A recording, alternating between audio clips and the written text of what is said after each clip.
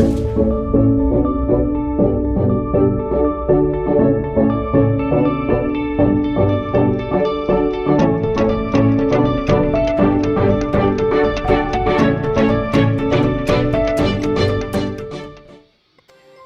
damai sejahtera sukacita. Tuhan Yesus menyertai kita selalu.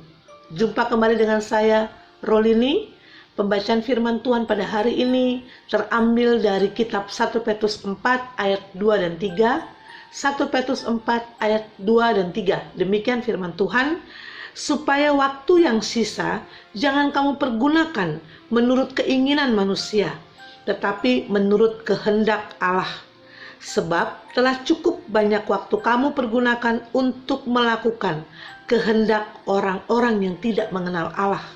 Kamu telah hidup dalam rupa-rupa hawa nafsu, keinginan, kemabukan, pesta pora, perjamuan minum, dan penyembahan berhala yang terlarang. Tema hari ini, turut kehendak Allah. Turut kehendak Allah.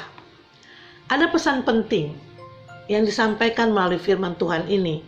Segera laksanakan buat kita semuanya. Dia mengingatkan bahwa waktu saya dan waktu saudara untuk saat ini hanya tinggal waktu sisa. Perjalanan hidup yang kita sudah lalui sampai dengan saat ini sudah mengurangi waktu yang Tuhan percayakan untuk kita tinggal di dalam dunia ini. Dan waktu kita dalam dunia ini, Dia perlengkapkan kita dengan fasilitas. Ada 2 fasilitas yang Dia berikan buat kita. Yang pertama, dengan fasilitas dunia yang bisa kita miliki atau kita nikmati. Tergantung semuanya dengan cara kita, asalkan bagaimana keadaan keuangan kita. Fasilitas dunia yang ada kita bisa nikmati, kita bisa miliki dengan tentunya keuangan yang ada pada kita. Walaupun dengan berupa uang, tetap saja banyak orang yang berlomba untuk mencari, untuk mendapatkan fasilitas dunia ini, sampai tidak terasa bahwa perjalanan hidup yang dijalani hanya ada di dalam zona ini, saja. Ya, karena alasannya cukup jelas juga, di mana kita akan berkata, semua buat kebutuhan hidup, memenuhi kebutuhan. Lanjut akhirnya, kita bilang, demi gengsi, demi kehormatan, demi harga diri, demi kenyamanan, demi anak cucu, supaya kehidupan mereka bisa sejahtera kalaupun kita sudah kembali meninggalkan dunia ini.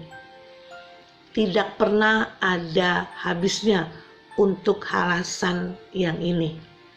Dan yang kedua, kita diberikan dalam bentuk fasilitas rohani yang juga saat ini orang berlomba-lomba juga untuk mencari, untuk mendapatkannya. Lebih dekat lagi kepada Tuhan sepertinya, agar nampaknya balance dengan terlihat fasilitas dunia yang kita juga nikmati. Kita tahu, kita sadar kalau inilah yang akan membawa kita kelak untuk pergi meninggalkan dunia ini. Dan tentunya hal ini tidak dibutuhkan uang untuk bisa mendapatkannya. Perbanyak doa, perbanyak baca firman Tuhan, perbanyak ibadah, perbanyak tolong orang, tebar kasih, peduli. Tetapi jelas firman Tuhan katakan, dalam 2 hal ini telah cukup banyak, dibilang tadi, telah cukup banyak waktu kamu pergunakan untuk melakukan kehendak orang-orang yang tidak mengenal Allah. Khususnya kita sebagai orang Kristen yang dibilang pengikut Yesus, yang percaya Dia adalah Tuhan yang empunya kerajaan sorga sebagai tempat akhir di mana nanti manusia berharap tinggal di situ kelak ketika meninggalkan dunia ini.